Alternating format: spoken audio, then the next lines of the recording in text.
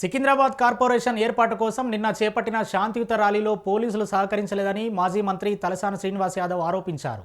ఈ మేరకు క్యాంపు కార్యాలయంలో వీడియో ప్రదర్శించారు. ముందుగా ర్యాలీకి అనుమతి ఇచ్చి అర్ధరాత్రి 11 గంటలకు వాట్సాప్ ద్వారా అనుమతి లేదని పోలీసులు మెసేజ్ పంపడం అన్యాయమన్నారు. ఫిబ్రవరి మొదటి వారంలో మరోసారి శాంతియుత కార్యక్రమాలు నిర్వహిస్తామని ప్రకటించారు. సికింద్రాబాద్ అస్తిత్వాన్ని దెబ్బతీసేలా పేరు మార్చేందుకు ప్రయత్నాలు జరుగుతున్నాయని మండిపడ్డారు.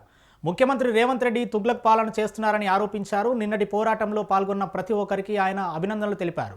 ఇదే స్ఫూర్తితో ముందుకు సాగాలని పిలుపునిచ్చారు. రాజకీయాలు వస్తుంటాయి పోతుంటాయి, కానీ అస్తిత్వం కోసం, ఆత్మగౌరవం కోసం ఈ పోరాటం కొనసాగుతుందని తలసాని శ్రీనివాస్ యాదవ్ స్పష్టం చేశారు. కోర్టుల న్యాయస్థానం ముందు మన ఆబ్లిగేషన్ ఏంది, మన శాంతి ర్యాలీ పర్పస్ ఏందో అవన్నీ చెప్పి మనం పర్మిషన్ తీసుకుంటాం. కలిసి వచ్చే రాజకీయ పార్టీలు కానీ, స్వచ్ఛంద సంస్థలు కానీ, లేకపోతే అందరినీ కూడా ఇది మన సికింద్రాబాద్ అస్తిత్వం, అందరం ఒకటే ప్లాట్ఫామ్ మీదకి వచ్చి మన అస్తిత్వం కోసం ఫైట్ చేస్తాం. పక్కన కంటోన్మెంట్ ఉంది, కంటోన్మెంట్తో పాటు రాష్ట్రపతి గారి విడిది ఉంది, డిఫెన్స్ ఉంది. లేకపోతే లేనిపోని సమస్య క్రియేట్ చేస్తలేం. ఏదో షాప్ బంద్ చేయాలని, లేకపోతే రోడ్ల మీద పడి ధర్నాలు, రాస్తారోకోలు ఇష్టానుసారం మనం చేస్తలేం. మనం అడిగింది పీస్ఫుల్ ర్యాలీ. కాబట్టి ఇప్పటికే కదలికి వస్తుందని చెప్పి మనం ఎక్స్పెక్ట్ చేస్తున్నాం. ఒకవేళ మనం పర్మిషన్ తీసుకొని ర్యాలీ కార్యక్రమాలు కూడా ఇస్తాం.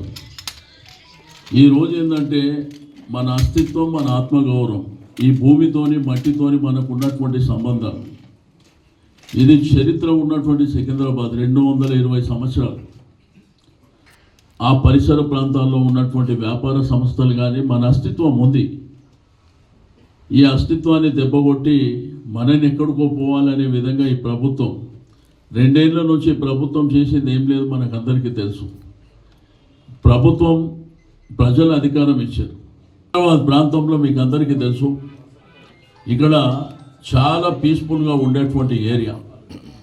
అన్ని మతాలు, అన్ని కులాలు, అంటే ఇక్కడ పుట్టి పెరిగినటువంటి ఈ ప్రాంతంలో ఉన్నటువంటి అన్ని వర్గాల ప్రజలు. ఇక్కడ క్రైము జరిగే ఆస్కారం ఉండవు, ఎందుకంటే పరస్పర సహకారంతో చేసుకునేటువంటి కార్యక్రమాలు మనం. కాబట్టి ఎన్ని విధాలుగా ఇబ్బంది పెడదామని ప్రయత్నం చేశారో అల్టిమేట్గా వాళ్ళు ఫెయిల్ అయినరు, మనం సక్సెస్ అయినాం.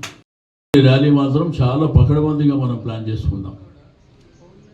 మొన్నటికి మనం కొంత ప్లాన్ చేసినప్పటికీ ఈసారి ఫస్ట్ వీక్ కాబట్టి ఆ డేట్స్ ఇట్లా అదంతా మనం పర్మిషన్ డేట్ కూడా మేము ప్లాన్ చేసుకుంటాం. కాబట్టి దాన్ని పర్ఫెక్ట్గా ముందుకు తీసుకెళ్దామని చెప్పి నేను ఈ సందర్భంగా తెలియజేస్తూ ఉన్నాను.